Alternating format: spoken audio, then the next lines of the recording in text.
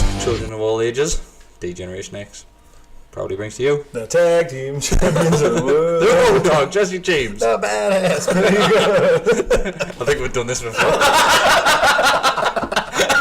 Sockets! Hi, welcome back everyone. YouTubers. It's been a while. YouTubers and veteran listeners who continue to listen to the via iTunes and Podbean. It's old school. It's the future. It must be really frustrating for some of them though, because like when we're just taking the piss like towards the camera, they go, what's going on? You'll have to watch it for the Jaffa Cakes later on though, because that'll be pointless just listening to you with Jaffa Cakes in your mouth. You've had worse things in your mouth though, haven't you? That's what she said. Well then, last game was Sunday. testing years. No, before that, last game. Liverpool at home. was it? Was that the last? It was. It was, yeah. I thought you meant last game. Do we do a podcast of that? I can't remember now. We did, man. We've already talked about that. Of course we did. No, what happened? I forgot already. We won. Oh, yeah. 4-0. It was great. What a Colin great Walker game was that in, was. I remember. No, it was 4-3. 1-1. Classic. Right, so Southampton. Yes. Let's start with our predictions from last time. I went for a Oh God, I can't even remember. 1-0 defeat. I thought Southampton would nick it. Just because of the record that we've got at St Mary's, and we're absolutely useless normally. Apparently last time we won that Shaka Hislop was in goal. Jesus. I remember when we won at the time, it was quite a surprise. Was Shaka in goal? It's been 362 years since we'd last won anything down there. I just remember Letitia just going mental. Just literally flipping back with top corners. That was that one game when he scored two absolute worldies. Yeah. Unreal, eh? And then obviously recent times it's always been like a 5 or 6 nil. He was still a Poundland Shearer, wasn't he? He was what? A Poundland Shearer. Oh, but he was good though. He was in an era where you just wouldn't want to be as a striker, like. Big fish in a small pond. I never classed him as a striker. I'll be really honest. He was probably more like a number 10. He was, yeah. He was very good. Like, he was very, very good. Love the word. He could never do it on a like for England and stuff like that. He didn't perform on a bigger stage. I think he was always the focal. Why are we talking about football like 20 years ago here? But welcome to the Saints Go More Today podcast. We've had the West Ham one, now we've got the Southampton one. Yes, well I went for a defeat, and I think, did you two go for a draw? Win for me. I was confident as out. I was really confident. I thought it would win. I think I might have said like a draw. Just based on like a draw. Was a draw like a draw? Like one. I think you said score draw, which you possibly. Yeah, I was absolutely right. Don't listen back, just in case I wasn't. Definitely said it was going to be 1-1. Starting 11. Were you as shocked as me to see a couple of names in there? I think. Shocked and then not shocked in the next kind of thought, because you know that Rafa likes to make changes after international games when people have been away and stuff like that. But I guess Marino was the big one for me. Mm-hmm. Like obviously after the news in the week. I haven't got that on the list that he signed. Yeah. Yes, that's what Mark said there. I thought I was like, you've signed him now, and there was a lot of sort of press about it. The club released statements about it, the fans were up front, and you dropped him at the weekend. I was surprised, don't get us wrong. Maybe it just takes the focus off him a little bit as well, you know, because I think obviously there was a good feeling about the fact everybody is cock a hoop that we've signed him, which was cock a hoop. Cock your hoop. Very excited. It's amazing signing, isn't it? Yeah. 7 million. I mean, it was inevitable that it was going to happen. Yeah, true. It was always going to happen. We've done it earlier. We've done a lot earlier than I expected. I'll be honest. I didn't think we'd do it now. I thought maybe January. How many games have we played? 8. Like 7, 8, something like that. 8 was that the 8th against Southampton. It was the 8th game. So it must have been like a pretty. As long as he plays 5 games. Play, like. 5 wasn't. Apparently it was 5. Was it? I thought it was 20 or something. I thought it would be like half a dozen games or something like that. It's normally around about 12, isn't it? It's normally about. I'm sure when Cabela and Tovan, when they were out on loan, I'm sure it was around about the 12 mark that I had a hit. Well, that's what you think, because you're what? The third way through the games or something? I don't know if ours was a bit different, where it was he just had to play 5 games and it was up to us if we wanted to buy him. Whereas I think Cabela was, if he plays 12 games, you have to sign him, which is a different scenario. Obligation to buy. Aye. Whereas with us, he could play 25 games, we might not want to buy him, but I'd have bought him after 1 game. You knew after that, didn't you? You knew after 5 games he's worth every penny. Can we come to the agreement that we're going to call him Prince Miguel from now on? Prince what? Mikel. Prince Mikel. Oh, Prince Mikel. Sorry, I shall forever refer to him as my darling Mikel. Oh well, I'll call him Prince. Do you want a nickname? Do you want a nickname? No, Marino will do me. I'll just stick with that. You're not even on first name terms with him? I'm not actually. No. He wrote me birthday card though. I was really pleased. What do you write? Oh, check him out. No, he just put your signature, number 23. No. I didn't know it was in Maybe it was I'm not sure. Sure. Right, well, let's go on to the start 11. Brilliant, yeah. Obviously, Elliot was in goal. Yedlin remains at right back. Lascelles, and the last shot was Lejeune comes in for Clark. Yeah. And centre Lucky back. and he'd been away. Once again, yeah, Clark being away on international duty, but I think that was the first time Clark hasn't played this season, is it? Like in the I Premier think League. it's the first time he hasn't played since he signed for it. Quite possibly, Yeah. quite possibly. Manquillo started again at left back, which resulted in Mbemba not being in the squad once again. Yeah. He's got to feel hard done by, like, to be Mbemba, honest. yeah, especially for I thought he had secured that position at left back because he hadn't put a foot wrong. Didn't do Nothing wrong whatsoever. It was a very strange one, but once again, has he been away with who's he even played for? Congo is a Republic. I think Democratic Republic. Well, I've had this discussion before where I think it depends on who we're playing against. So when them seem to have a more physical right winger, you'll start Mbemba. But if they have a pacey right winger, you'll start Manquillo. So he started Manquillo against Liverpool because they had Mane and Salah. Yeah. And they had Tadic, who again's a... I do like to play them, don't get us wrong. I think they both do a decent enough job for it. But we played Stoke and they had that. Was it Diouf? I think he was playing right wing back. He played Mbemba. Yeah. Because of the height side. So I don't know. He's playing like horses for courses type of thing. Yeah. Right midfield. Richie obviously right midfield. Shelby sent out along with Isaac Hayden, and we've already said the reason for the Prince being dropped, or the darling. My darling. My darling. My darling. Just your darling. No one else's just yours. Mine. Okay. Atsu once again left midfield. Perez and Joselu were front. And we're told that is Perez and number 10. We don't really know. Jesus, Perez, Christ. We'll get on to Perez later. I'm getting flashbacks here. You might want to leave when we talk about Perez later on, mate. So yeah. I think he actually left.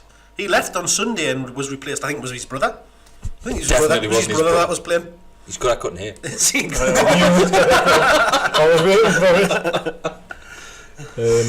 So that was a shock, wasn't it? It was for me a little bit it was. Joselu wasn't like that. No. And I thought... Exclusion of Mitrovic, remember, as well. I haven't mentioned that. That's again. True. That's strange. Like last podcast, we actually said the team that we're playing in Southampton, I think I actually said it's either going to be... Possibly with Mitrovic. No, I said it was either going to be Mitrovic or Gale on the sub bench. You can come in, if you want something. It's alright. Come in, say hello. I said it was either Mitrovic or Gale will be on the bench. Did you? Mm-hmm. But obviously I said Gale will be on the bench you. for the type of player because he's faster than Mitrovic and he offers that little bit more on the wings. But it's a strange one, Mitrovic, because I'd still really want to see him. He might not start, but I really want to see him included in that squad. He offers something a little different, that physicality. I think it's just, I guess the way that they look at it is, and I think Rafa even came out and said the same after the match, was that they brought on Gale because they thought Southampton was starting to tire and that he would have the pace to get in behind and that kind of thing. But then I think he pulled up pretty soon as he came on with a calf problem. I think as soon as like the substitute sign went up, he got injured, mate. I thought it was the perfect sub at the time. Yeah. To be honest, I thought. Yeah. Well, I called it. We watched the game in here, and I called it. I said Joslu's going off and Gale's coming on that's soon. what I thought it was the right and I called it. I think everyone saw that coming. But you didn't call the bloody substitution before that, though, did you? Well, yeah, Perez. We'll get on that later because we're skipping ahead. Have we got an agenda, like? We've got a list today. Bloody hell, we've got very organised, because last week we were a bit all out of the shock, weren't we? We've got a list. What do you mean last week? The last 4 years. Yeah, but I think Southampton started quite well in that game. I think we're seeing a bit on I don't know about that, like. the first 10-15 minutes. I thought we were on the back foot. Are you watching the same game? I think it depends on what you mean as well. They had all the ball. And it even I thought, God, like we're pretty deep here, like. But I didn't really think the hurt were at all, except one time where... Didn't that with it. I thought we controlled the start of the game, like. Do you think so? Yeah. Oh, I didn't. I didn't think we controlled it. I thought they had all of it. But when I mean all of it, I just mean all the ball. I don't mean they actually done anything with it. They had one really good chance with Mankiw. It wasn't his fault at all, but he had to follow, because Lascelles ran out to try and block the cross. And everyone had to move across, and then there was Tadic at the back post, had an open header. Steve Raleigh, wasn't he? I couldn't find it. It's like Spider-Man. You didn't see that, but Spider-Man just went past. Spider-Woman, sorry. Not good, yeah. Sorry. Did you just assume her gender? Sorry, that person's gender. Spider-Person. I didn't know. Carry on, Deka. Aye, but that was the only chance I remember that really stood out of us. I thought, I should have scored there, or at least hit the target. But other than that, they're done out. But it's one of them, and I think we're always going to start games like that, aren't we? Sort of like really solid. Let them have the ball and see what. Well, once again, we'll look really hard to break down. Oh God, aye. The majority of the game will look really hard to break down. Even the goals that we did concede, really, you could say, shite. being harsh were errors and lack of concentration. But we did open the scoring. Isaac Hayden with a fantastic finish on the half volley. We had a good few chances even before that. We did it while a good one. Atsu did well to even get the shot off. It went wide in the end, but the goal itself, I thought Perez did really well for that goal, because he I don't know if you remember, but he went, and he's having a wobbler here like. Johnny, yeah, plugs, Mark. If you might have to watch it back to see it again, maybe, but he went across it. Sorry, I think he went to turn and then sort of slipped and fell over, but he managed to just. Sounds familiar, doesn't it? Did he then hit the floor?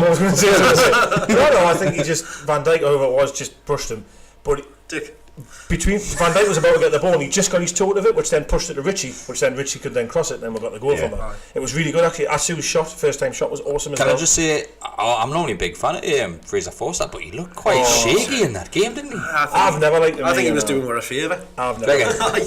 I think he's dodgy. I've always thought he was dodgy. He looked very shaky, because earlier he went to clear the ball and Perez closed him down. He didn't even try. All the fans behind the goal were giving him pelters like the whole game, even before he once he did that mistake. I don't really see his back. If you watch back, the ball's coming towards him. He's got the ball, and Perez, he doesn't make a fast movement and go and get the ball. Well, he just turns around, then he starts running, and he manages to hit Perez with the ball. But anything else, hitting that could have easily went in the goal. Well, I think that was the start of it. I think that was the start of him. His kicking went a bit chunky as well. But he used to play for Newcastle, so that's probably why. That's true, but he was he was very poor. And it was funny after I did. I said, right, let's test him out now. You know what I mean? Either get crosses on the ball or let's shoot.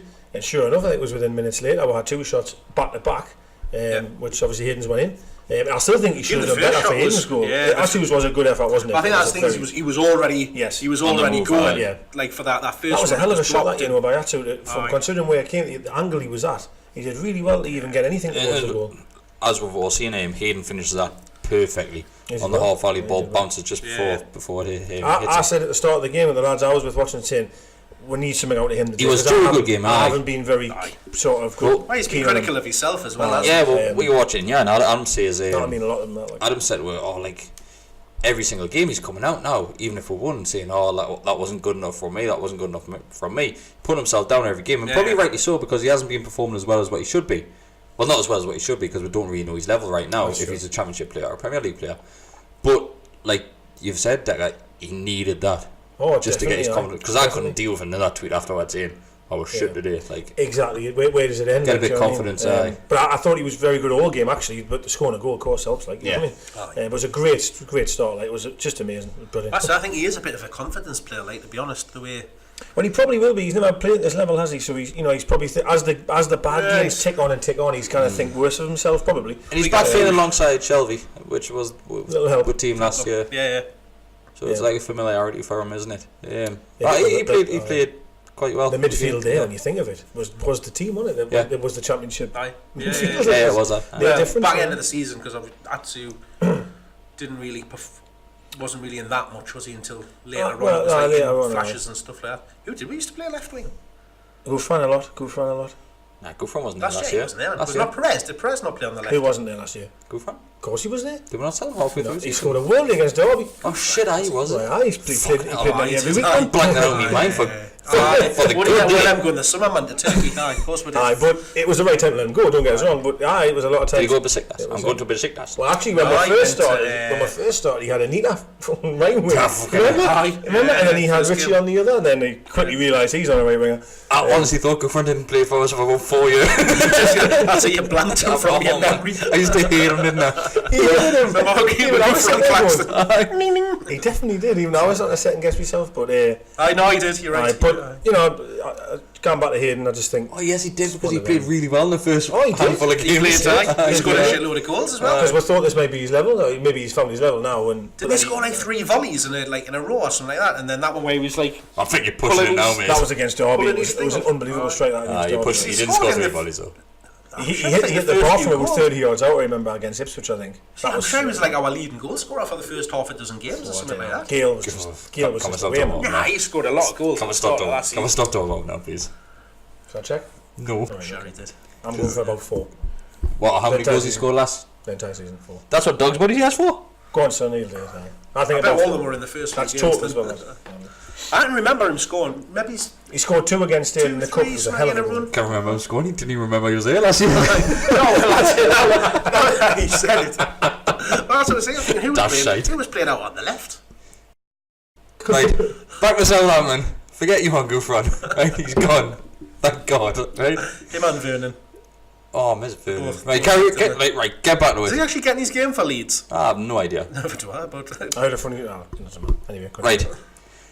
Oh. Yes, we took the lead with Hayden goal. Good finish. Passed it in the back of the net. Yes.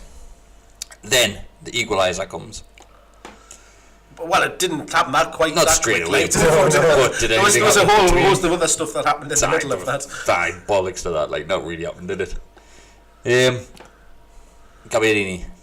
Oh well, it was before that it got played out to the right hand side and stuff, wasn't it? Let's talk about the goal. I think Manquillo did well actually keep up with him and kind of forced I'm them out. interested to know your opinion on this one. Well, let's talk with it because Gabbiadini took it to the byline. Went out to the right hand side. Was the edge of the box. First touch was lovely. And as I say, Manquillo did well to kind of show him outside there, but then you then allowed him to then kind of come back inside. Keep running. And rather than like trying to show him away, let him come in. So, and I guess you've still got to then, well, that's fine as long as you keep showing them along the line, and we've talked about this a couple of times, that's when you need your next line of defence, whether it's somebody from midfield dropping to the edge of the box, or your centre-backs, but I think, remember, they had people in the box. No, I think we had 2 defenders free that was stand like on the 6-yard box. So that's where you then need that other person to come there to shield it. There was a big gap between Manquillo and the other 2 defenders. I can't remember at the top of my head which 2 it was. But they were standing. It would have been Lejeune, because Lejeune was playing left side, wasn't he? But the shot does go through Manquillo's legs. Aye. It doesn't like go through the gap; it goes through his legs. But Rob Elliott's called blind once again, and it's a very similar shot to what we've conceded I've got a handful of times this season. Say, I think Elliott could have done better. 100% could have done better. He went. It looked to me that he just went down in slow motion to. The shot was slow motion. And the shot was a poor one. And I know why he was.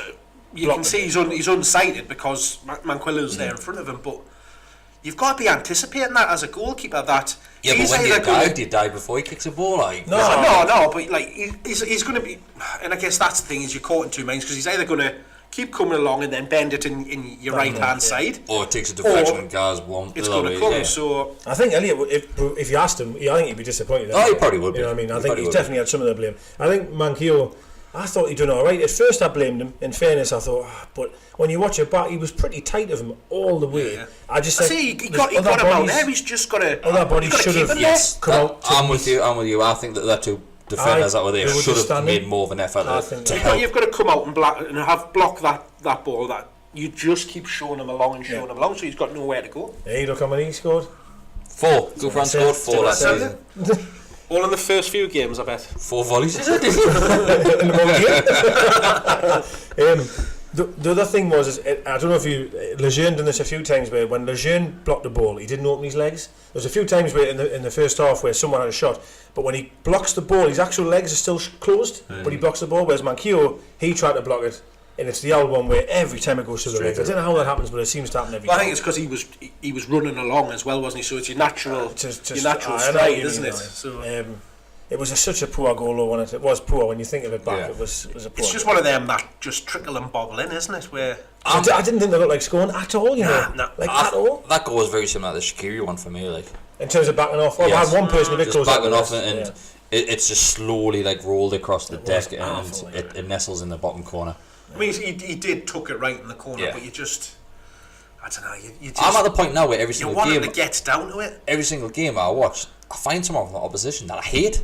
And Gabbiadini was that player for me. Like, what a hated him. He did nothing though. He's got shit facial hair as well, hasn't he? He doesn't look like a footballer at all, does he? No, he looks like a nonce. He does, Alleged nonce. I thought he looked like a postman, me. A postman? I really did. That's very specific. I remember watching it. I bet you deliver post in your spare time. What job would you give him, Mark? Window cleaner. A chimney sweeper or something like that. Window cleaner, he's quite lithe, isn't he? He'd get up and down them ladders. Actually, you're not allowed to be. Climb up ladders these days as a window cleaner. Oh, fucking health and safety. Are you not? No, that's why they've all got them big poles thing. Oh, mine's still got ladders, I'm sure. They'll be hell on with honestly, the he's got HS&S. Oh, what's the word? HS&E even. We're not clear I can't have ladders now. No, what's going on? What's up there? Jesus, press this button here. Your window cleaner's got ladders! Hey God, what's the comedy? If you are a window cleaner and still use a ladder, please do let us know. Away the ladders. Right, did half time finish? Half time started and finished, funnily enough. We went in 1-0 at half time. Like 15-20 minutes. Half time, 1-0 each, wasn't it? No, it was 1-0. Was it 1-0? Oh, was it? They scored after second half. Then Gouffran come on. How many points did we have? Gouffran came on. I'm trying to piss. No, it was 1-0. When did they score and 2 goals? It was definitely 1-0 because then even in half time all of the well, Gabbiadini's 2 goals came in the same one Hayden's did. Well, so it's so no goal. But all the pundits and say were all saying that basically the strikers hadn't done anything. Yes, I remember now. There was no movement or anything. At like half that. time, Redknapp came out all winning 1-0. Redknapp goes, "This is still Southampton's game." I said, "How wait, mate? Like, give me a bit of credit, yeah, you stupid little tight pants prick." Very true. I hate him as well. Pardew had a fair point in regards to them. Just in regards to why on earth was he on there? Well, I know why, it's because he's both teams. Because he's got no job. He was saying that like their build-up play was very slow, and that's exactly what I thought. That just helped us to no end. Like we were set up in such a way, and for me it was just Van Dijk. It was a bit like Liverpool at times. Just well, we said we're going to be slow. counter-attacking. Last podcast we said it's going to be counter-attacking game again. The player that I did like for them, I forgot his name now. He was you liked him that much. He was a very memorable player. Coloured gentleman. I beg your pardon. I don't think you're allowed to say colour anymore. I think you got to say black. He looked like Dennis Rodman. He had like blonde hair. What colour was he? He was black. Well, I'd say he was black. I think he had... I'm scared as I get out. You know what I like, man? Crikey. We're just going about ladders and that, man. I'm scared to say it. Anyway. It's a sensitive subject, but I'm pretty sure you're not allowed to say coloured anymore. You're definitely allowed to say coloured. Did I say coloured? Yes. Yeah, probably. You're say black. Sorry, a black person, and he had blonde hair. Is it a man or home? Oh, we're not specifying his gender. If you do work for Show the Red Card, the racism, this is at Deka. I thought he was probably one of the best players on the pitch. He ran their midfield the whole game, but we were good as well. No idea what he was called. I can't remember his name. I really can't. Do you know who I mean though? No idea. Oh, how are you, man? What colour was he? The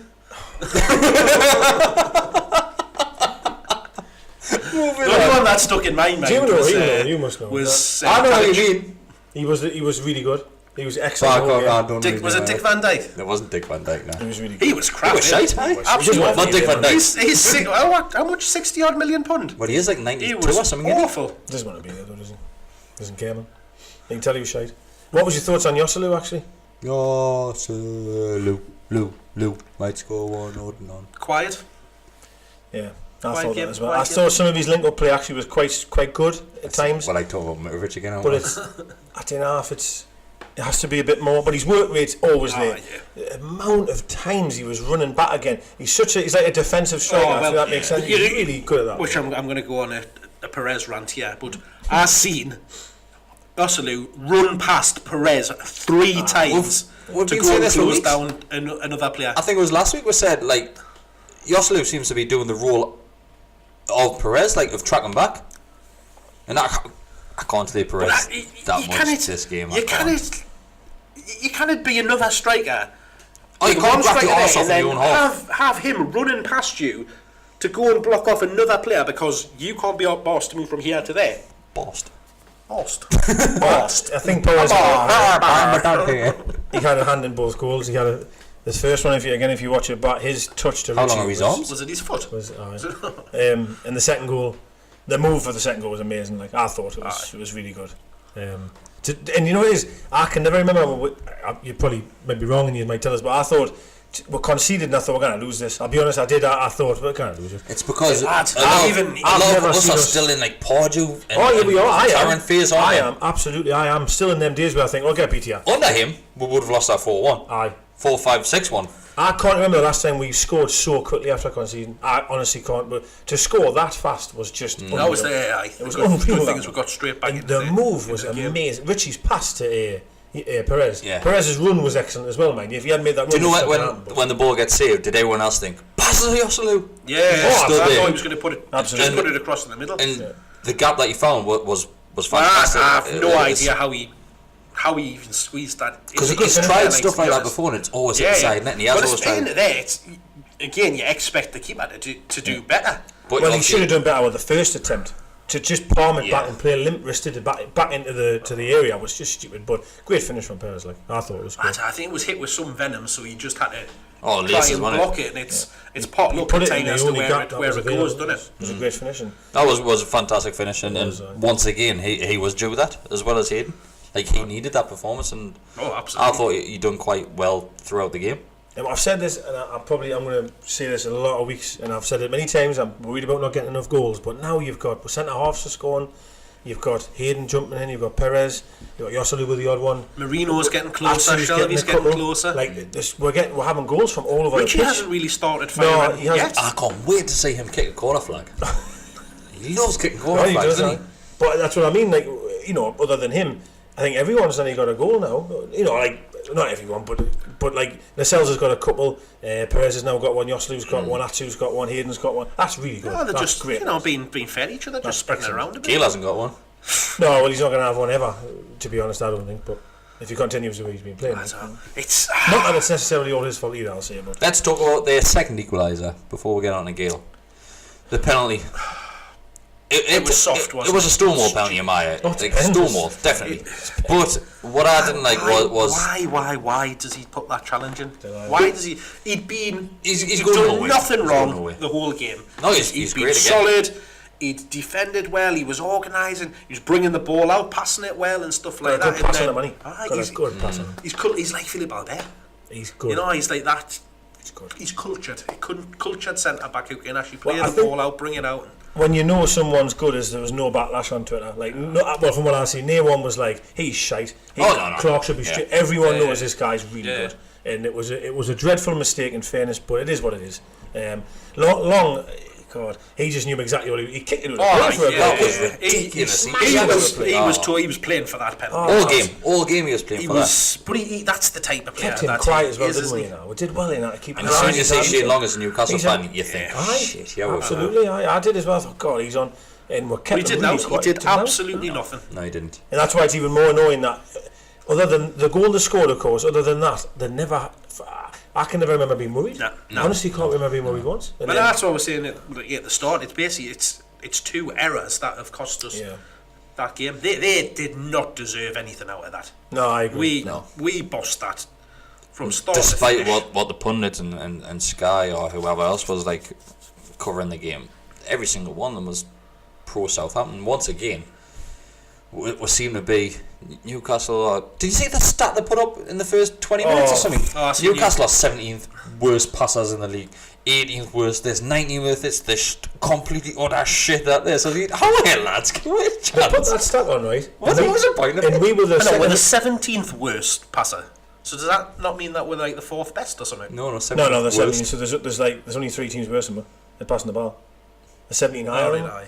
But what I found funny though, we were the second last game of the weekend. So no wonder your stats are going to be the worst because everyone's played. Everyone's already played. But like, there's a list of 10 stats, wasn't there? Just make me look shit. Horrendous. I looked and I just went, I couldn't give a shit, man. I couldn't care about how many times we passed the ball. Like, that's what I was shouting ball at this stage. But Southampton in the first half might have had 400 passes. I think every one of them was sideways, and it was in their own half. Everyone was just back and forth. Have as much of the ball as you want. If we want passing stats, I would just get called back out of the pitch for a little bit. It's ridiculous. But that one really annoys that I was thinking for a moment. Where you going? Everyone's played Saturday. Little boys' room. You want to get the big boy room? Everyone's played Saturday, so every other team's had 700 passes on you because we haven't played yet. He's gonna be sick, so because he knows he's got to eat all them Jaffa cakes. I think he knows we're coming on to Perez in about a minute. He's going for, I'm going to just appear here, so I don't have to speak about Perez. Shall we just do this everywhere? Someone pisses off, we'll just slate them for like 3 minutes. Do you know what it is? I went downstairs with my pint last week and I was watching it back on YouTube. I thought, I'm going to wait and see what they say. But I need another pint actually. Well, Mark's going to eat lots of Jaffa cakes later. How many do you think he's going to get in his gob? Oh, I think easily 6. 6? I think 6, definitely, he's a big lad, like, so I'm going to go for 8. What do you reckon, Adam? 7. So I'm going in the middle. Fence it. Fence it, oh yeah. But shall we just start talking about the football before he comes back? We'll start now. What we do? Or the penalty?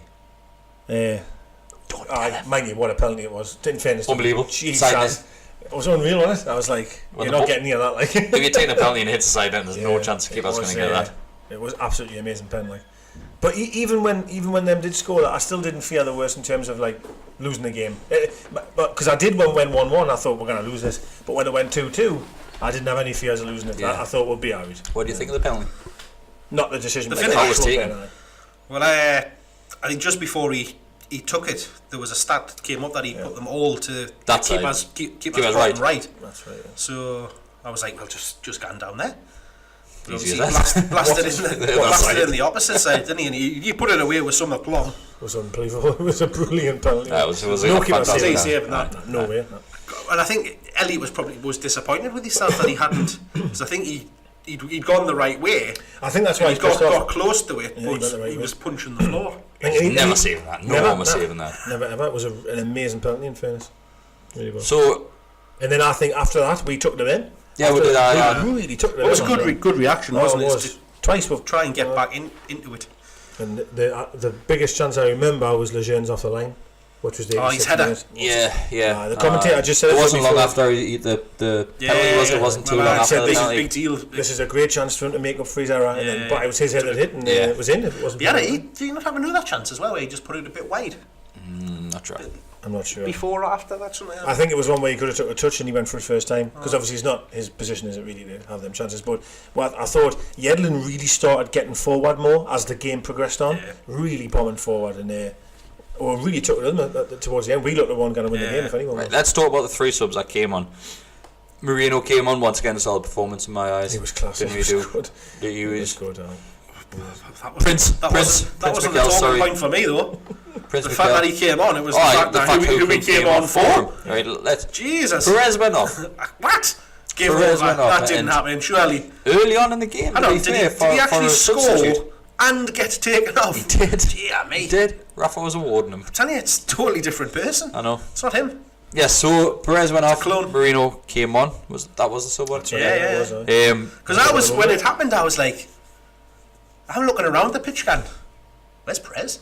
Well, one of the lads... Because I was expecting either Hayden or Shelby to come off and say, oh no, there's one of the lads I watched the match with us said, Perez, it has got to go off next. The same as what we do every single week. Perez... To be fair, it was the first time I was saying, he'll not go off. Well, he did. Second half, he looked quite... I looked at him. I looked at this lad and I said, Perez isn't going off, man. I went, that's what you think. I went, but he's not going off. 2 seconds later, Perez goes off.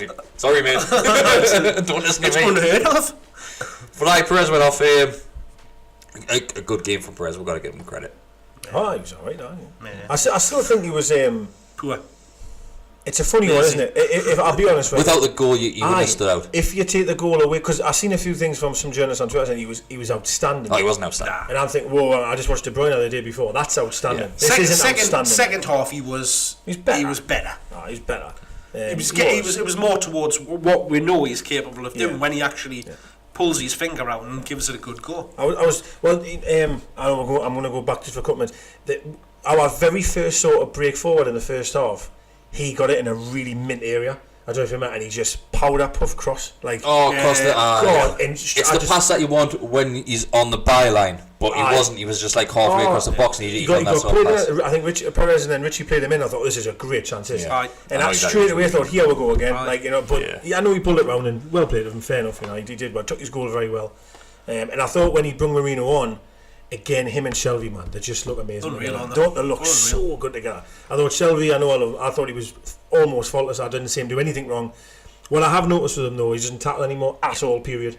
He'll not tackle anyone. And I think he's being told, just get in front of your man and try and put him off, but don't tackle him. Just don't put a foot in, because if you do, retaliation, your reputation. Well, they tried to wind him up earlier on in the game. They did, if I remember right today, I can't remember which player it was, but someone like barged into him and tried to wind him up a bit, and Shelby, he kept a calm head, to be fair, and he walked away. He's not flying into any tackle now, even when you think he probably should.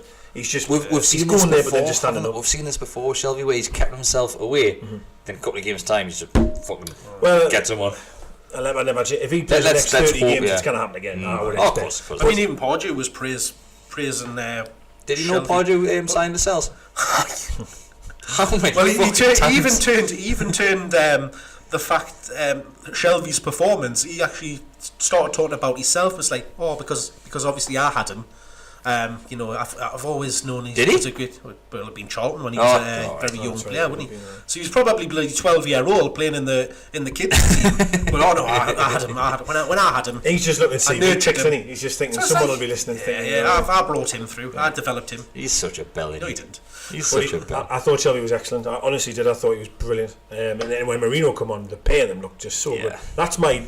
And I know Perez will always play, but just to have Hayden sitting just smashing everyone inside, and then them two in front just balling, just dreaming. Also, gives you that midfield, especially the way that they were set out, is because even though they played with two up front, they weren't really doing anything, because I think the midfield just weren't creating anything for them. So it was easy for our defence in midfield, which is I think that's what then gave him that freedom to bring on the midfielders to actually push it on a bit. I still think we've got two forwards, if you like, Perez and Yosselu, that really work. I think they both work hard, and I think we defend really well from the front, which is obviously Rafa's.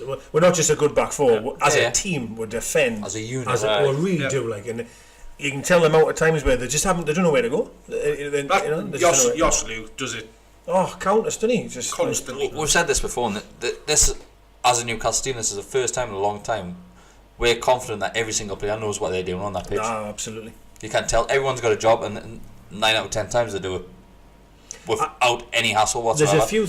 I was talking to one of the lads the other day, and I was saying it's a difference. And obviously, I know it's down to Rafa, but before I reckon that managers would have been giving the players great instructions.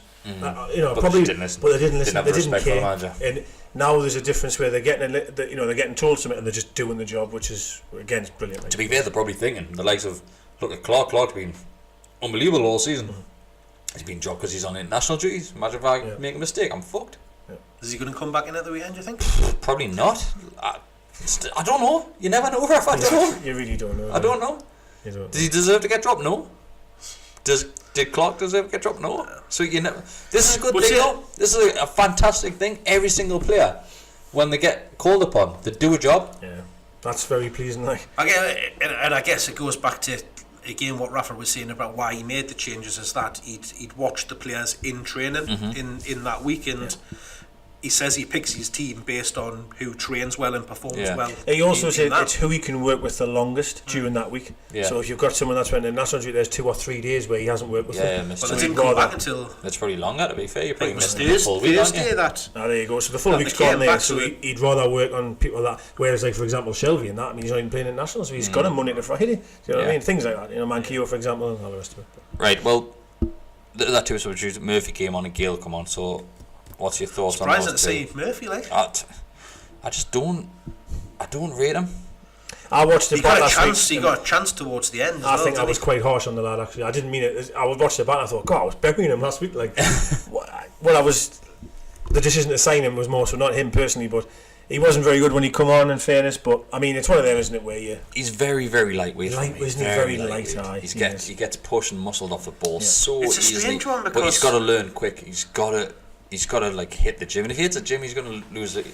I know, but when you looked at him last season for Norwich, he was cutting in constantly, bending the shots into the corner, firing them in and stuff like that. And that'll happen if he gets games. For me, he's got to play in the 23s. He has to play in the reserves more.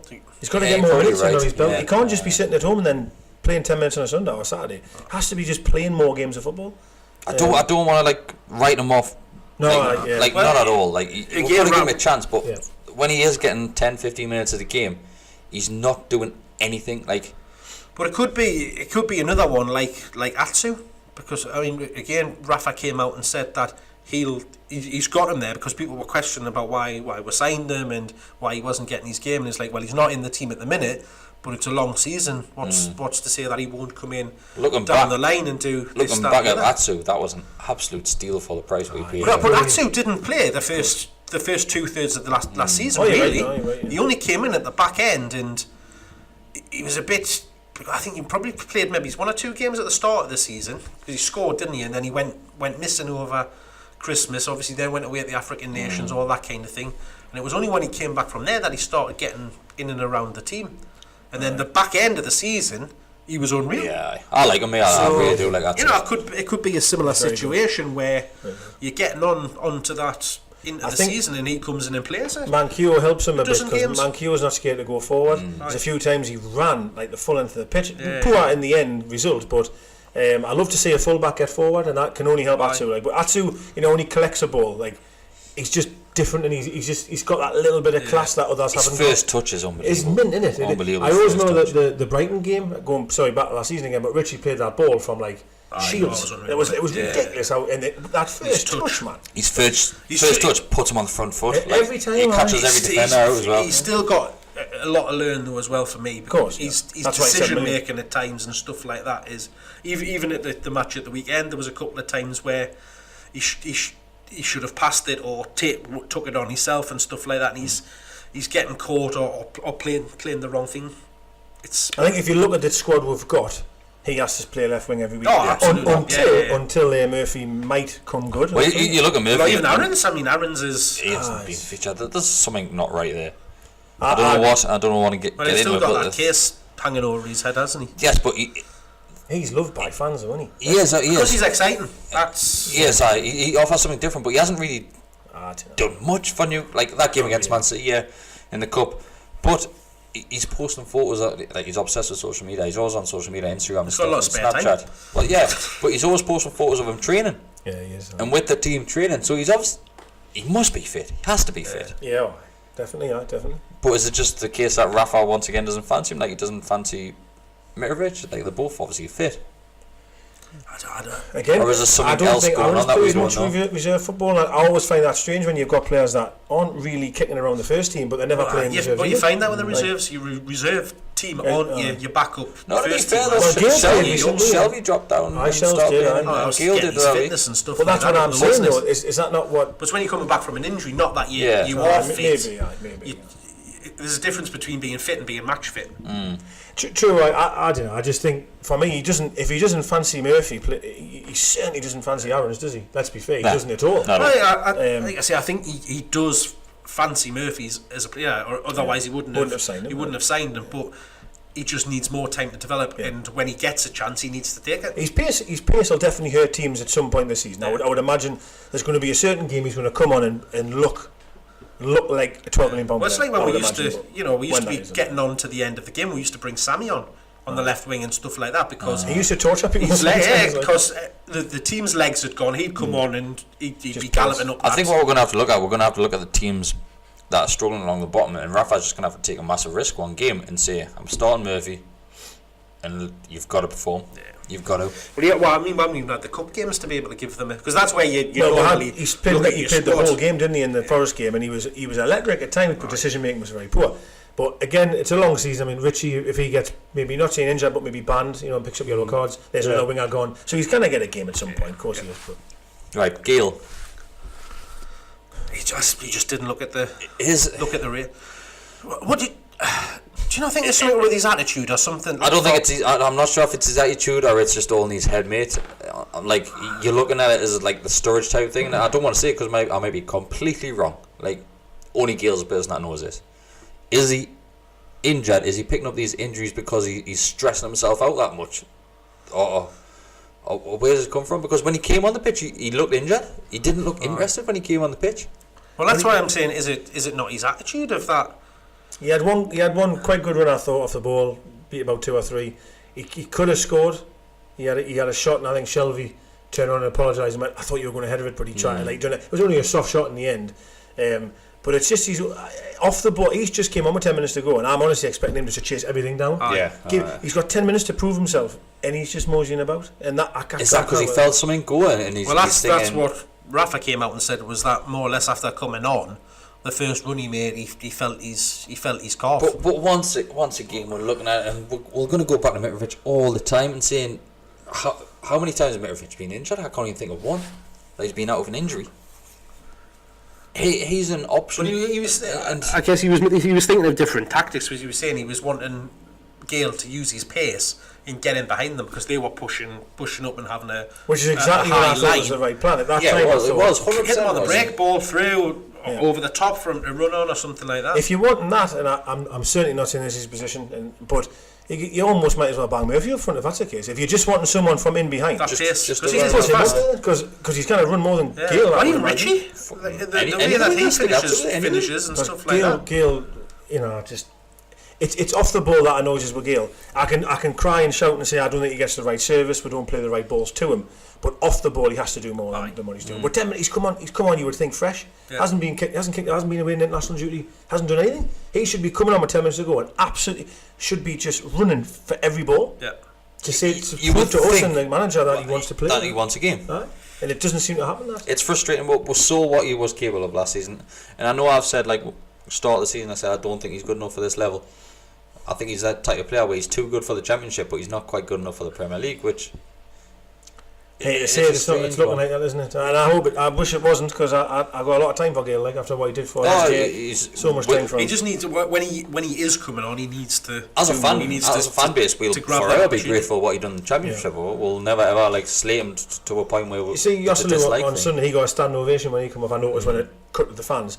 Let's be realistic. He never had a single shot at goal. No. Never had a single chance to score. It's his effort, and that's what I mean. That's why people love him. There's a few fans don't, because he's not scoring goals, fair enough, but a lot of fans love him because of his work rate and what he does for the team. Gale needs to do that to even try and get back in people's good books, if you know what I mean. But to give Gale a bit of slack, there was a few balls where they were just lumped up towards him. He's never going to head at them, never, especially against the players he's up against. Van Dijk, he's 4 times his size, man. He's got the chance, man. Huge. And that's where I think, for the other argument, is when you've got 10 minutes to go. I wouldn't say we're hanging on, but we're not exactly trying to get a winner, are we, really? Yeah. And we were just smashing it forward at times. He hasn't got a hope. And that's where I would probably say, you could say Mitrovic is a better option then, because it's a big man for a big man. But in that scenario, I did think Gale was the right option, personally. I thought, in behind pace, I said after the game, I said, I'm really disappointed not to see Mitrovic involved whatsoever. Even if he's on the bench, I was quite disappointed. A lot of people saying, because he's going to be trusted. How do we know he's going to stay on the pitch? Right, are we going to have a player that we don't know is going to stay on the pitch, or are we going to have a player that's going to be on the pitch and do football? Like with Gale. But Shelvey's been trusted how many times now? That's what, this is the most frustrating thing for me. There's a lot of people like Shelvey and Mitrovic, temperament-wise, are probably exactly the same, to be fair. They both have got this red mist that descends, and they both get sent off for it. And our fans seem to forgive Shelvey a lot easier than what they'll forgive Mitrovic, and I don't know why. Well, that's because he's then allowed to put in a performance to rectify what he's got wrong, whereas Mitrovic doesn't come back in to be able to. I'd put my neck on the line and say if Mitrovic was our first choice striker, he'd score more than the rest of the strikers that we've got. If we're playing the right way. I think Mitrovic will outscore Joselu, and he'll outscore Gale all game in this league, I think. I don't think you'll get the work rate out of Mitro like definitely not. The thing is, there is the odd game I have seen Mitrovic put it about, the work rate you think. That's that cup game, you both went at the cup game, didn't he, as well? And he scored, and you said he graft his arse off, but we still even had fans saying he didn't graft.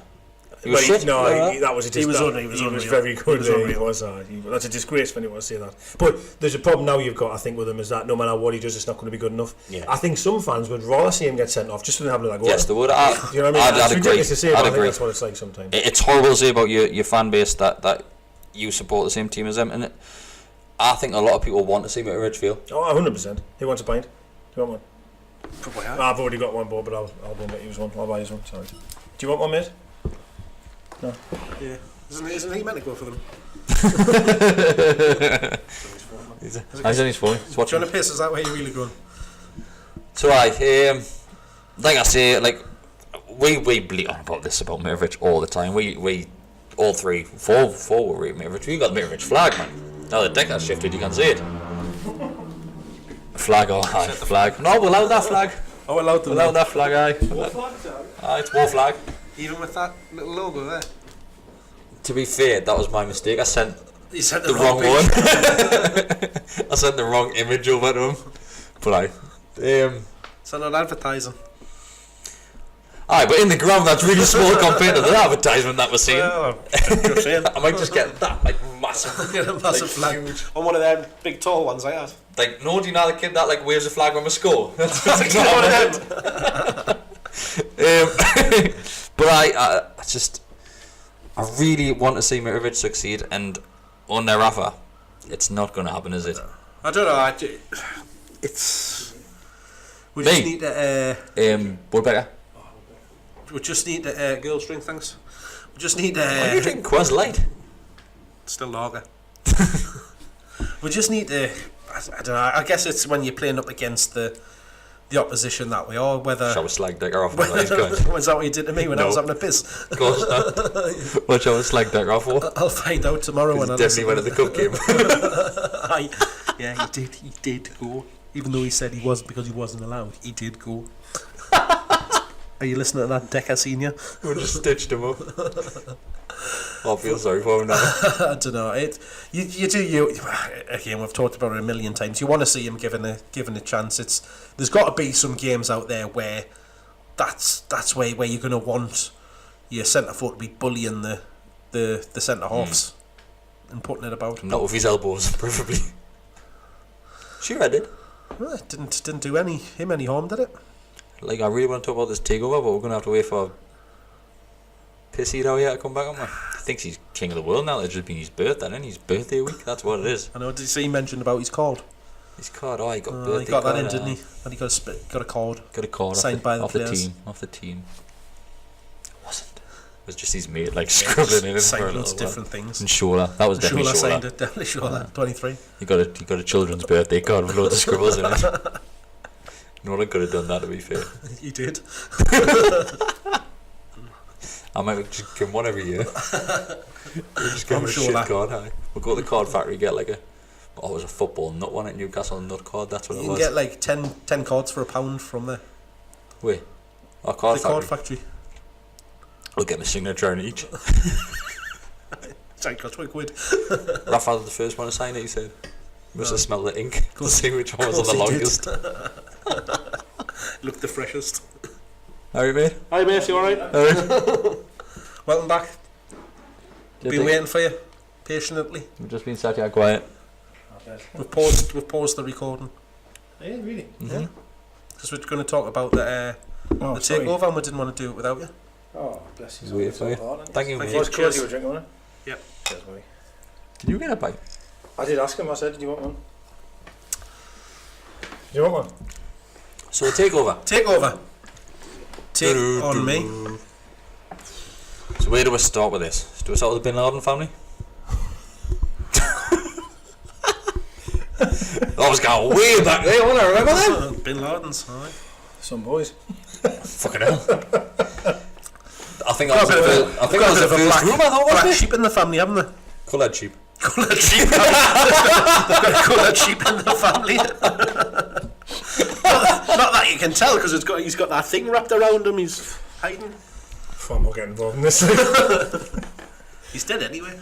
True. Well, apparently. I didn't know about that. Anyway, never found a body, have we? Buried this sea. It was my fault. I apologise. This was my fault. I really do apologise. But it did start with the Bin Laden family. That was a lot. That was before ages ago, wasn't it? I'm not sure. I'm sure it was before him. Right. Long time ago. I think Vince McMahon followed the Bin Laden family. That would be brilliant. How do you think a takeover would go under Vince McMahon? Oh, it would just be a dream. Electric. Like, how much money does he have? Electric. Billions. Does he? I don't think he's as rich as what we think. No, but I don't think he's as rich as what we think. Nah, he's not like.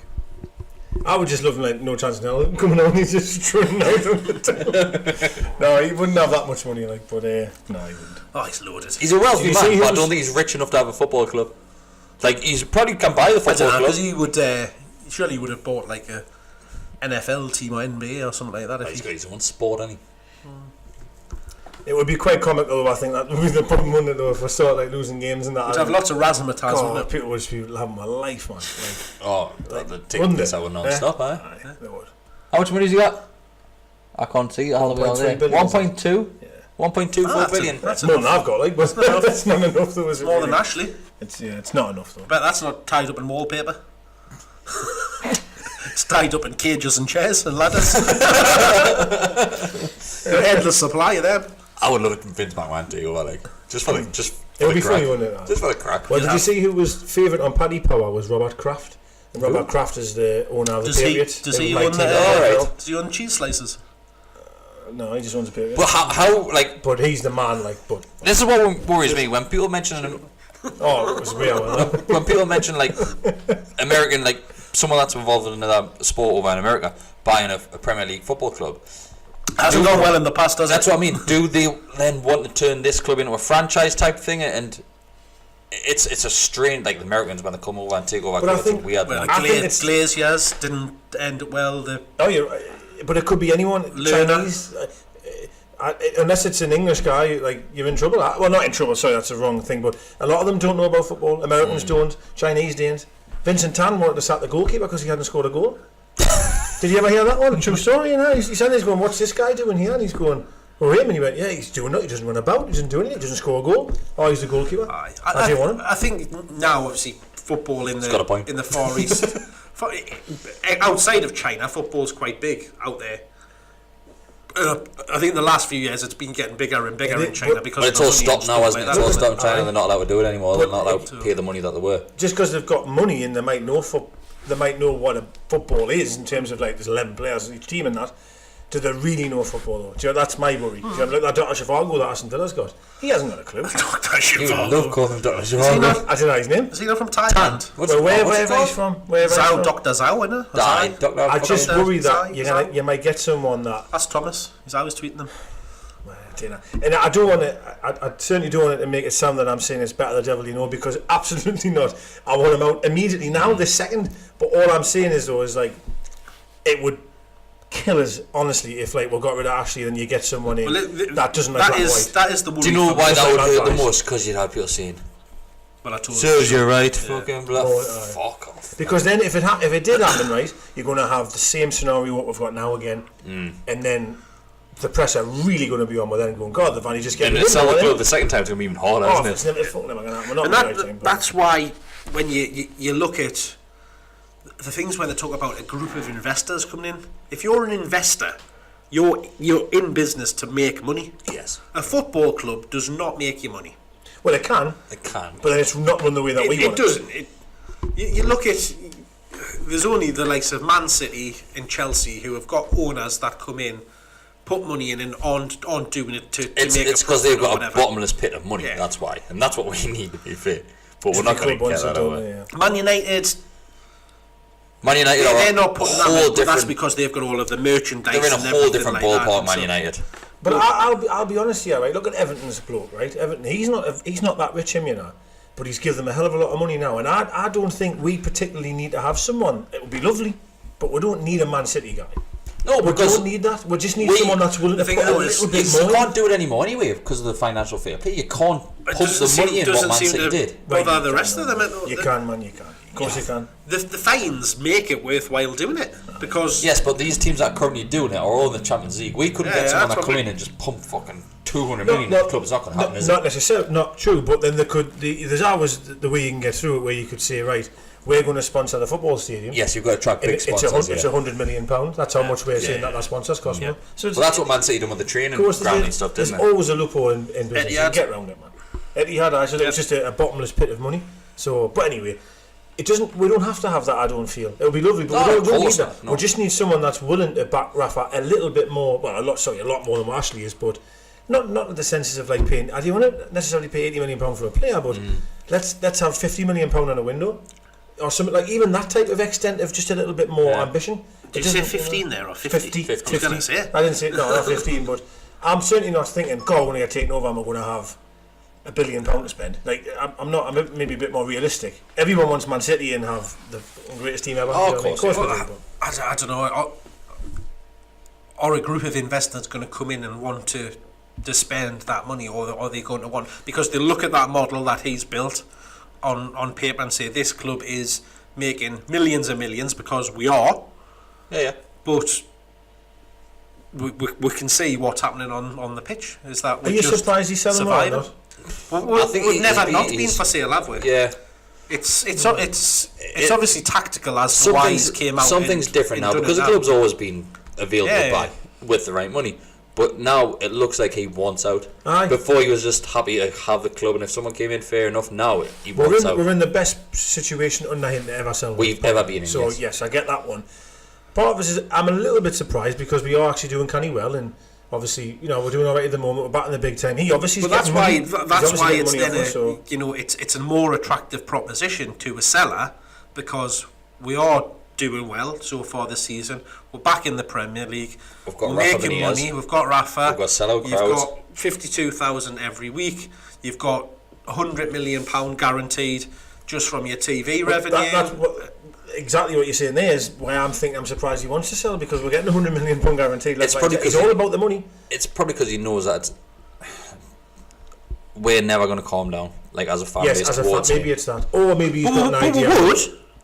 And we've talked about it before. We would accept it. He's not that profit that's there in money gets invested. He came out and said that himself. I just think he thinks I want to wash my hands of it. I've had enough now, because he's not willing to invest the money that needs to be invested. We've known that for God knows how long. He's said that, and he said he's not. But he done it. We said there's no more money. He done it when McLaren was manager, and that's what frustrates you the most. Like he spent, what was it, 80 million that window? But he only did that. He only did that because he didn't want to finish in fourth bottom of the table again. But that's what he came out and said against West Ham, wasn't it? Yeah, but isn't that what anyone would say? Like we got relegated that season.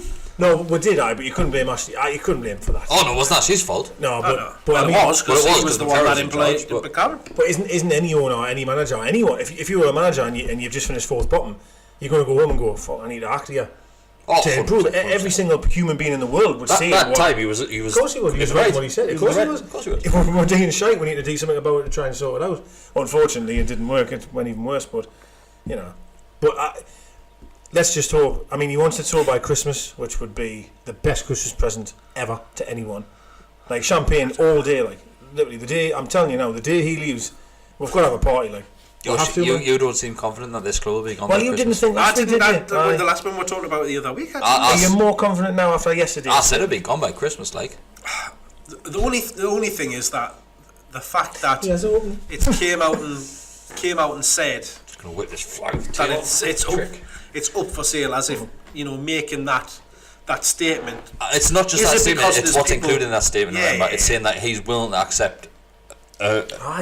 Accept installments for the club as well. So again, do you not just think this is that he's? I don't know. I know this. Obviously, the share price with Sports Direct has been hit quite a lot. The market in the forest, the pound, the price of the value of the pound, Brexit. And stuff like that. It's nearly 1 for 1 for €1 at the minute. Yeah, that's the point I'm making. Why about selling? I think he's struggling. Not struggling. Yeah. He's not struggling. Like, of course, he's never going to be like.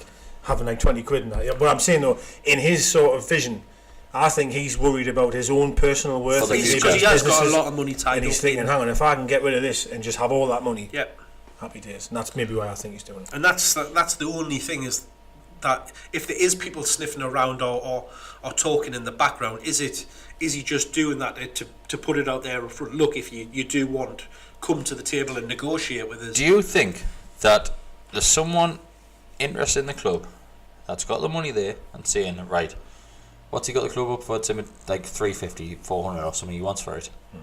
Technically, take 120 million off that, because that's the loan that he wants paid back. So what we're looking at, 280 for the club, which I think is an absolute bargain for this club.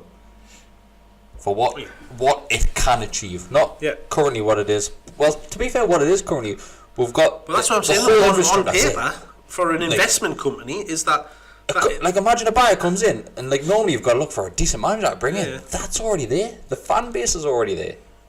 Everything is there. My worry is that they just then look at that balance sheet and what's happening and just like he's done time and time again and said, well, we're doing fine. All the worry is we don't what's need to invest going on with money because it's HM Revenue and Customs. That is the major worry for me. Maybe that's another reason why he wants out the door.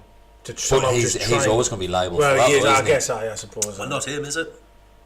His name isn't on any of the paperwork or anything like that. True.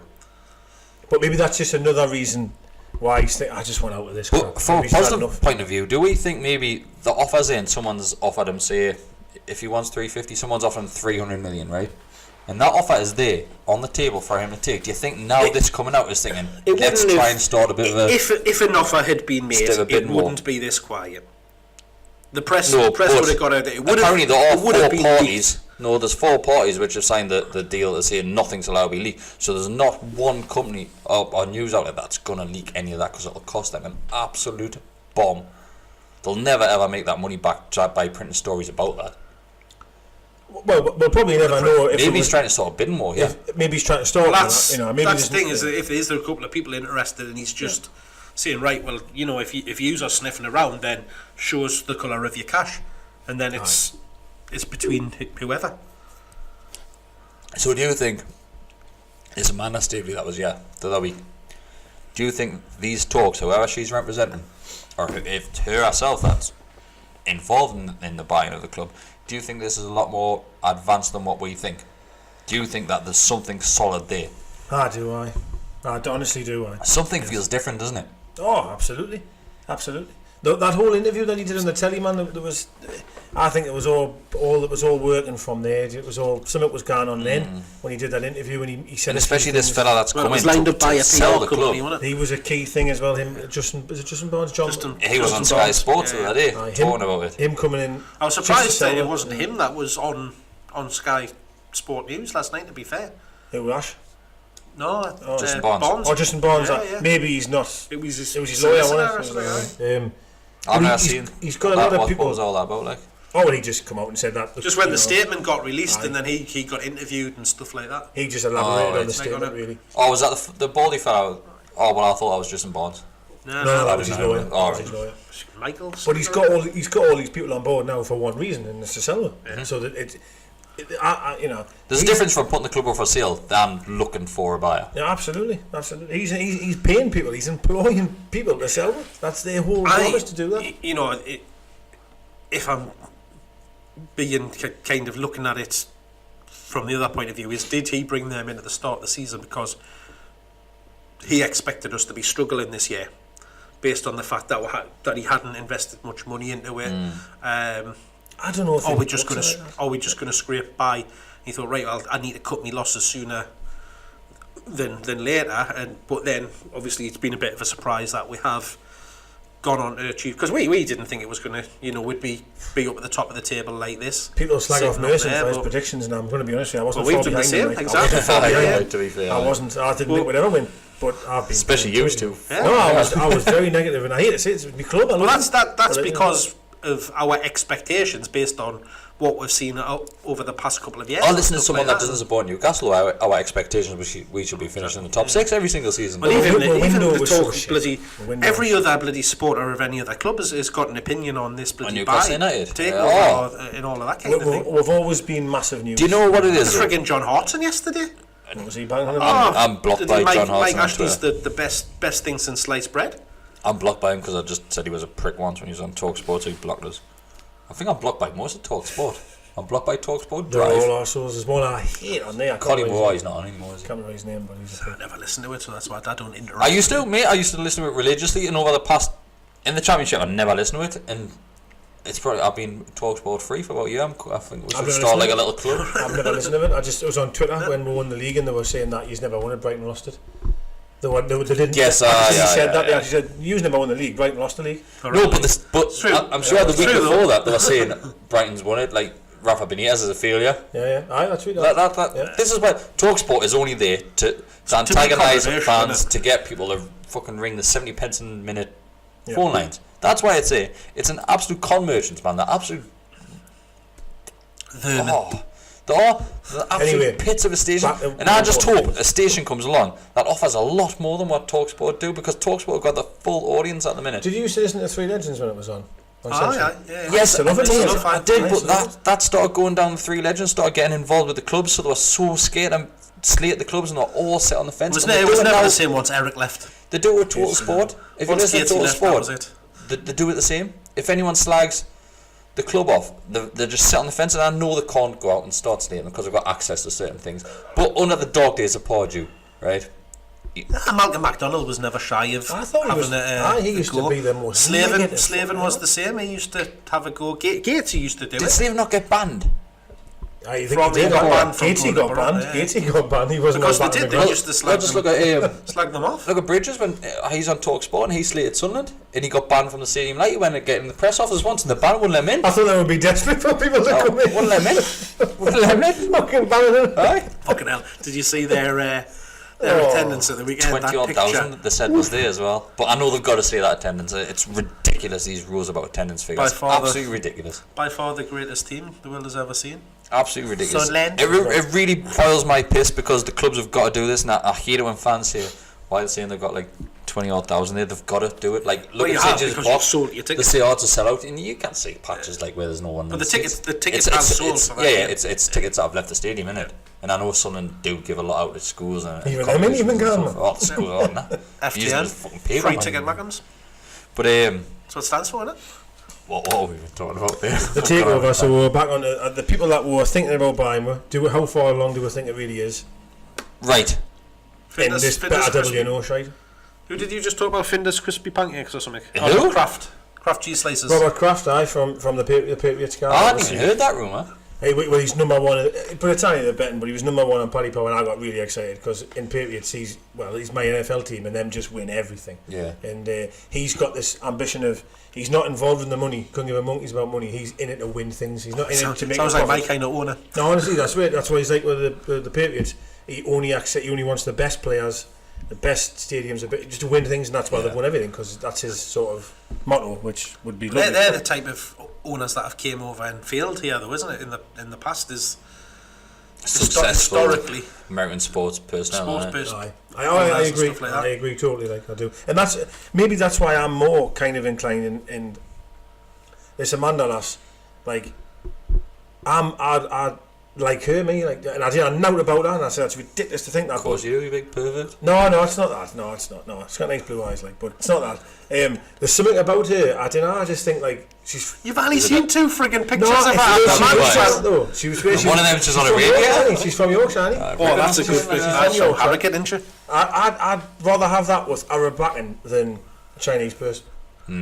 That's just my. The thing is, though, if all she's doing is brokering the deal, she's just going to walk away from it once it's. Well, there was rumours that she was more than brokering the deal. It was more she was the front person, but it was a consortium with money, but she's the head front. You know what I mean? Which is fair enough, you know. Because Arabs are loaded like on there. So that. It would be amazing, man. If she got like loads of that. It might be some of the city owners, so they're not allowed to even say they're involved with us, so it's got to be here at the front or whatever, but. I don't know.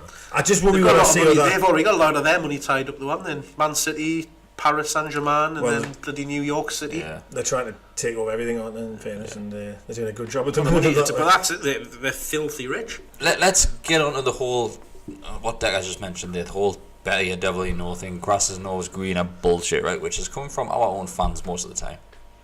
Right?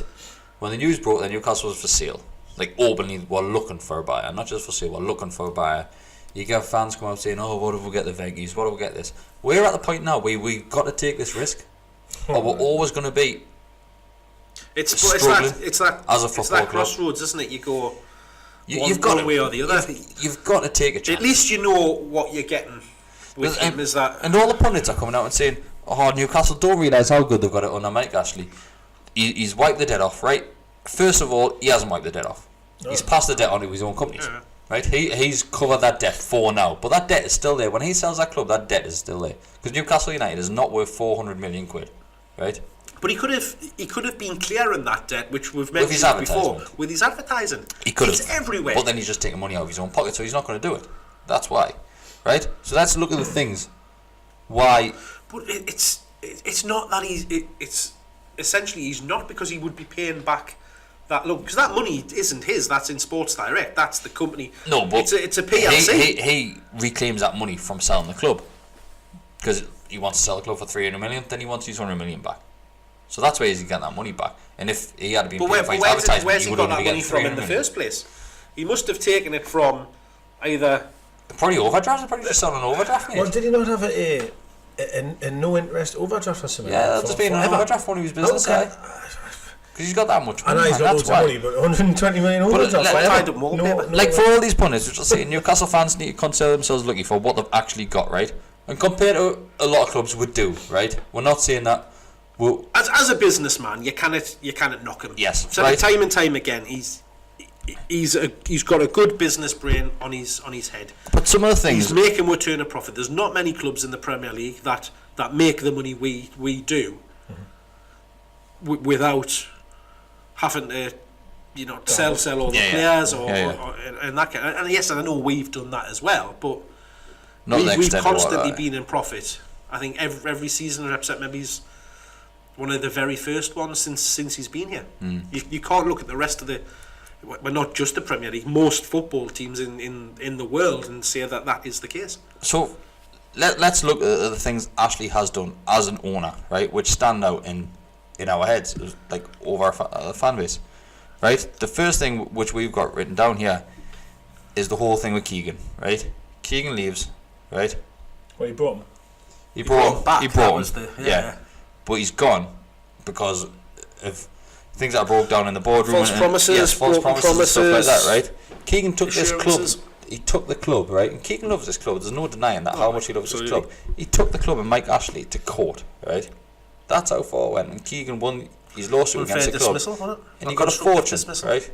He got a fortune from them, right? The same happened with Jonas Gutierrez, right? He got money from the club for the whole carry on with the the way we ship him off to Norwich, and after that, like how he came out and obviously a cancer survivor, the way we treated Jonas Gutierrez was absolutely appalling. Absolutely. Right? Sure. The whole thing, which is a recent thing, HM Revenue and Customs, God knows where that's going to take us. That's going to be a long, long road for us, and God knows what outcome that's going to be. I don't know if you can blame him for that, like. He knows what he's doing, man. Well, a few of the things you said there, actually, I don't necessarily think all of the things that you've even mentioned there, he directly had hands on, but he employs the people that sort out these issues. He's in charge. So it's his fault for employing them people. And I think at that time, he was involved at the club. Like, I know he came out after the West Ham game and said, I've got nothing to do with the club. Right? He's got something to do with his club. I don't care what he says. 100% in the Keegan. Well, even in the summer, it was the book, even though he came out and said the book stopped with Rafa, he was the one that basically was saying that the money wasn't there to do it. Some of the other things he's done. Well, he obviously puts money in that he believes is whatever it is worthy. So if it's 40 million, it's 40 million. But what we do with that 40 million, like Rafa could buy out. But whatever he wants to do with it, that's his choice. Apparently. I'm just saying what he said. Some of the other things. Joe Kinnear, twice. Not once, twice. Joe Kinnear announced he was involved at Newcastle United before Newcastle United had him announced it. He goes and talks about pissed out of his fucking mind. Starts calling the players all sorts of names, right? Before he had even officially been announced as a Newcastle, was he director of football at that time? Before he was even announced as that, he should have been sacked. Do you know when they say clever businessman? Mark said it, and it's when you talk about this incident when I think no, he's not clever at all. But he is, because he employed him for peanuts. But that's not clever. You could employ me for peanuts and I could take a. But in his point, I could say the words. But from his point of view, if he pays him, it's bullshit. What, $5,000 a week as opposed to how long did he last? What was clever from him, and a lot of you are going to go off it here. What was clever from him? He got Pardew in for about a 10 hour in Snickers. Then you got compensation for him. That was a bit better business because Pardew he was now, was he? Let's be fair. He got Pardew in on a shoestring. And we finished 5th. Everything looked rosy. We had loads of Frenchies. We loved French. We had a bloody French Legion flag. What a French day. What a French day. Everything was rosy then. At that time, it was rosy. So also, really in St James's Park. Oh, as an advert of what it could be named. The worst. Right? To be honest, I think that's where majorly things started going. Yes, that was right. Also, a lot of people will disagree with this. A lot of people agree. He left Lee Charney to get us a sponsor. He gets in a loan shark. I wasn't asked by that at all. It didn't bother me the fact that. What about all the alcoholics that died of drinking that? Exactly, right. Imagine how many alcoholics there was that and beat the wives because of this. So many. But a lot of people did. I loved Wonga, Julian. Of course they did though, because it was of all this shit beforehand. A stick that brought him with. Exactly, right. Of course it was. I couldn't care less who sponsors were, as long as they're paying money into the. They do now. It was a gambling company. There's probably people who got near houses for gambling, but it doesn't matter. You know what I mean? Right, relegation, not once, twice. Yeah. Yeah, well, top of the list that really, in fairness, isn't it? We've got here Derek Lambias. That's it.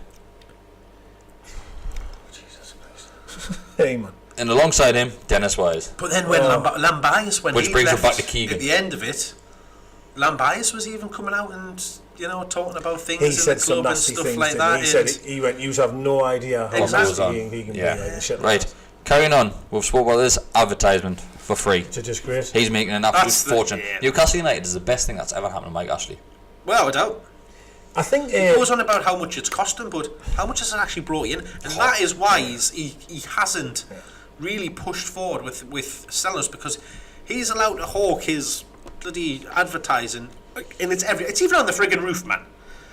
It's not there anymore. Everywhere. Why did that get taken off? I'm so happy it did, like, it's not on the roof. It's not there anymore, How do you know? You've been on the scene. They put a big. At first they put a big grey sheet over it, didn't they? That's right, they did. Then they painted over it, didn't they? Was that on the one on the front or the one on the actual? No, the one on the front. The one on the front's still there, above the east stand. That's still there. The only thing they replaced there was Newcastle United and put in different font. The one on the roof's been gone for a while, like. It's been gone. It has been gone a while. Because you used to go on Google Maps and you could see it. It has gone. But it's gone. Maybe he had to take it down, maybe with some sort of. Might have had planning permission. But there was a big fucking advertisement. It was massive. Oh, it was fucking full roof. I know. Well, actually, he did it when it got named the Sports Direct Arena. Yes, that's probably why. That's when it came in, and then when that he put all the signs up on the. Oh, that upset. And for the people that we mentioned Wonga there, for the people like slating the Wonga deal, Wonga are the ones that brought St James's Park back. Yeah. That was a massive, huge PR stunt. That that got fans on board straight away. And that was very well done. Yeah. It was. It definitely was. Right, we've also got money wise. Sold at Andy Carroll in the dying minutes of a transfer window. That money wasn't getting reinvested because the money was sold. It was never ever getting reinvested. Well, but Liverpool, but we should have done what Liverpool done in order to say someone else. They got rid of Torres. that was Suarez and Torres. And what's he called? What was he called? Fernando Torres. It was Torres, wasn't it? That's his name. Torres. That's his name, right? Aye, Fernando. So they lined up Carroll El Nino and got in before Torres went. It was because it was Torres, not Torres. Torres. Torres went. So why didn't if you're going to let him run, you've got to have somebody lined up. Because he's so money, right? Also, I mean, he even flew him there in his own bastard helicopter. Yeah, that was. This is a big one for me. The season we finished 5th, right? The season that we should have advanced as a club or maintained that level standard. The only player we brought into that club was Vernon Anita. That window. He was a good servant, though. He was a good servant of the club, but come on. We've just finished in the European place, right? To get European football back at St James's Park, and we'll buy Vernon Anita. Yeah. That is it. But again, it's the same situation we found ourselves in this season. You know for a fact in that season you are generating millions and millions of extra pounds that you haven't previously had. You're getting all of the money from the fact that you're in the Europa League, all of the time, because every single game is televised. And we made it, to be fair, we made it, the quarter-finals. We got all the way through Benfica. I thought we were going to do it.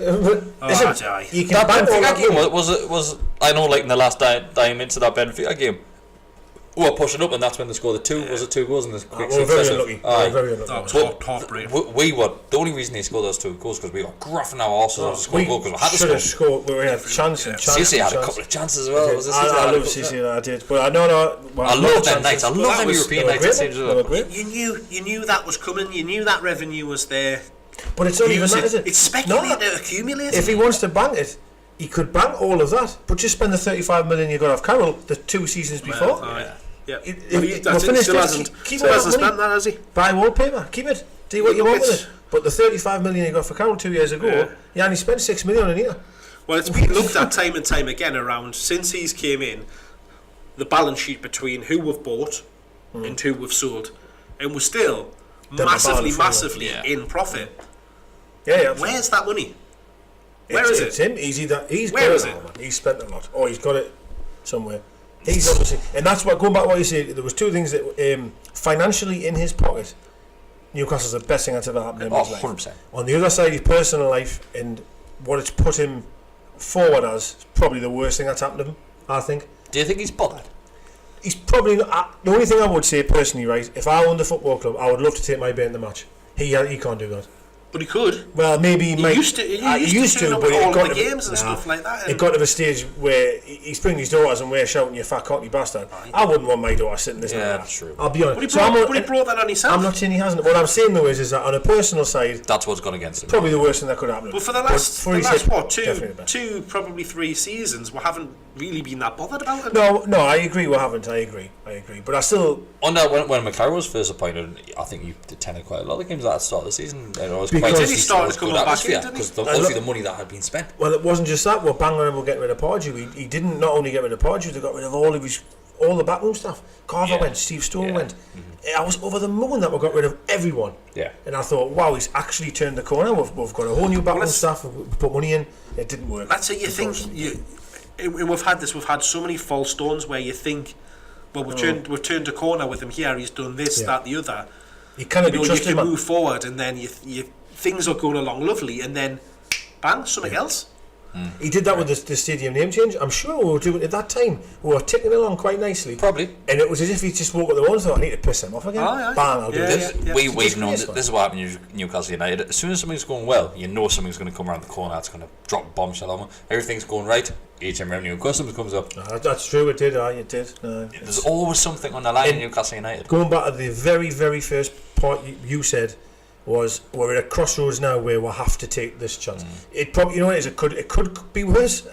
It could be, but you have to take the chance, don't you? So for all those negative fans that are saying stick with Ashley, no, we can't any longer. We've got to take this risk now. If the opportunity is there, you've got to grab it with both hands. It's the same caution that we've had when we talked about Pardew and stuff like that, and getting rid of him, and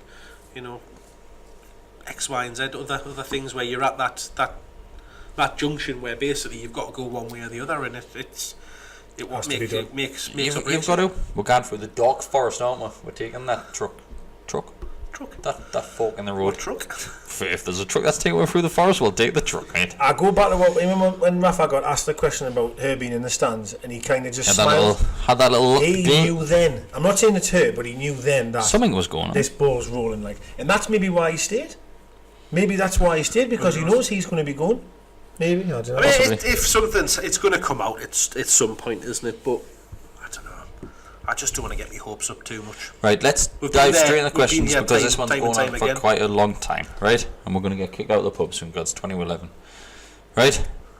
Young Mono, regular listener, sends in, who's getting the first round in when Ashley's gone? Me. No, you've just got the last one in, so I'll go round next. You, Kevin. Kevin, you're getting the round in. Get them in. Right? Aaron sends in, now that the sale of the club is definitely happening, how milfy on a scale of 1 to 10 is Amanda Bird? 10. Best. That's actually got a funny nose, if I'm being picky, like. I'm just saying. I'll pick it for how she buys it.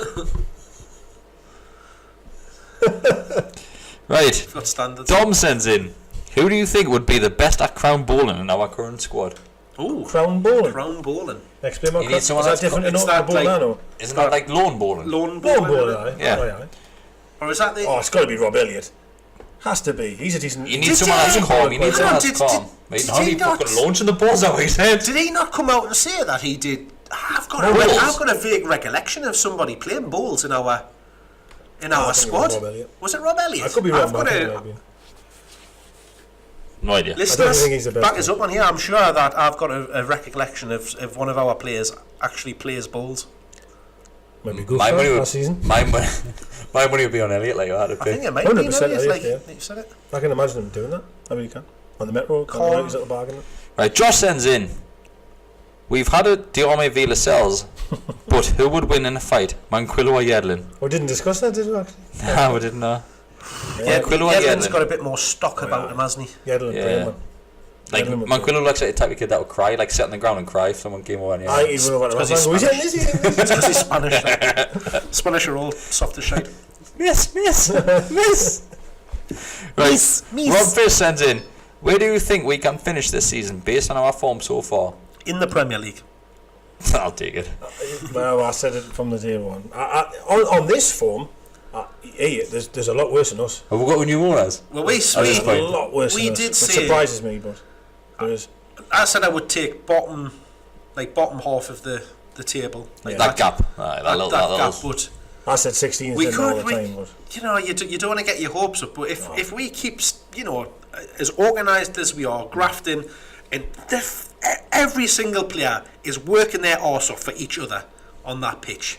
They're all, they all know the job of what they've got to do, and if we keep going like that, and we can stay injury free, because that's another big thing. Because 2-3 injuries to key players, then because our squad isn't huge. No. We have got that little bit of, in certain positions, two players that can cover it, that little bit of competition there, but you need that bit of luck.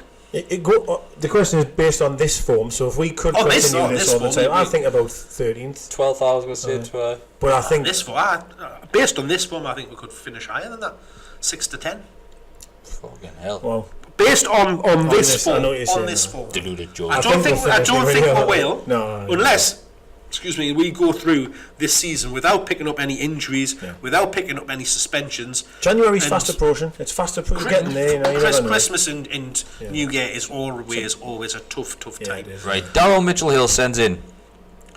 Much to improve Perez on Sunday. Needs to keep that up. How many points can we get from the next games? What does he mean by the next games? I was saying about the next four. We've got Palace. Four good games. I'll tell you what, Palace. Where did that result at the weekend? I'm glad they won against Chelsea, because I did not want to be that team where they picked the win up. So I think that from our point of view, that's probably not a bad result for us. I think we'll do that.